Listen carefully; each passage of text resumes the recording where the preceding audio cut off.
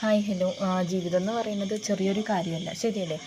ജീവിതം എന്ന് പറയുന്നത് വലിയൊരു പ്രോസസ്സാണ്. അപ്പോൾ അതിൽ സങ്കടമുണ്ടാവും, സന്തോഷമുണ്ടാവും, എല്ലാം നമ്മൾ അത് സഹകരിക്കാൻ നമ്മൾ പഴകണം കേട്ടോ. ഒന്നാമത്തെ സങ്കടം വരുമ്പോൾ നമ്മൾ കരഞ്ഞിട്ട് കാര്യമില്ല, സന്തോഷം വരുമ്പോഴും ചിരിച്ചിട്ടും കാര്യമില്ല. രണ്ടും നമ്മൾ ഒരുപോലെ മാനേജ് ചെയ്യണം നമ്മുടെ ജീവിതത്തിൽ കേട്ടോ. എന്നെ സംബന്ധിച്ച് എനിക്ക് ഒരുപാട് പ്രയാസങ്ങളും ബുദ്ധിമുട്ടുകളും നേരിട്ട സമയങ്ങൾ ഒരുപാടുണ്ട്. ആ ഒരു സമയത്തൊക്കെ ഞാൻ ഒരാളുടെ അടുത്ത് മാത്രമേ ഞാൻ ആ ഒരു കാര്യം പറഞ്ഞ് കരഞ്ഞത്തുള്ളൂ. ആ ഒരാളാരാണെന്ന് അറിയുമോ? നമ്മളെ പഠിച്ച പടച്ചോൻ്റെ അടുത്താണ് കേട്ടോ. നിങ്ങൾക്ക് എത്ര പ്രയാസങ്ങളുണ്ടെങ്കിലും ബുദ്ധിമുട്ടുണ്ടെങ്കിലും നിങ്ങൾ നിങ്ങളുടെ പടച്ചോൻ്റെ അടുത്ത് തേടുക കേട്ടോ. ഒരിക്കലും പടച്ചോൻ നമ്മളെ കൈവിടത്തില്ല. മനുഷ്യന്മാർ കൈവിടും, പക്ഷെ പടച്ചോൻ ഒരിക്കലും കൈവിടത്തില്ല. എനിക്ക് എന്തെങ്കിലും ഒരു പൈസേൻ്റെ ഒരു ഇടപാടാണെങ്കിലും ഞാൻ പടച്ചോൻ്റെ അടുത്ത് കരഞ്ഞ് ഞാൻ തീരും. ആ ഒരു സമയത്ത് എന്തെങ്കിലും ഒരു വഴി കാണും കേട്ടോ. അത് എന്നിൽ ഒരുപാട് അനുഭവമുണ്ട്.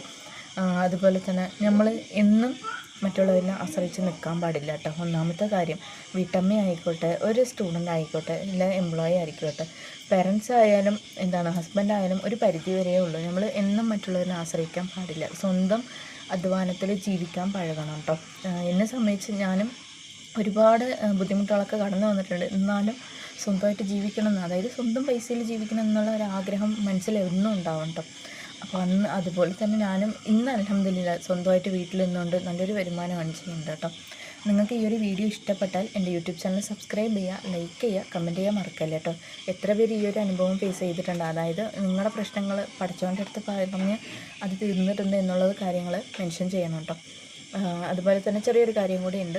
വീട്ടിൽ നിന്നുകൊണ്ട് ചെയ്യാൻ പറ്റിയ ഒരു വർക്ക് അവൈലബിൾ ആണ്. അപ്പോൾ നിങ്ങൾക്ക് വർക്കിൻ്റെ ഡീറ്റെയിൽസ് അറിയണമെങ്കിൽ കമൻറ്റിൽ ഒന്ന് ടൈപ്പ് ചെയ്തിടുക കേട്ടോ.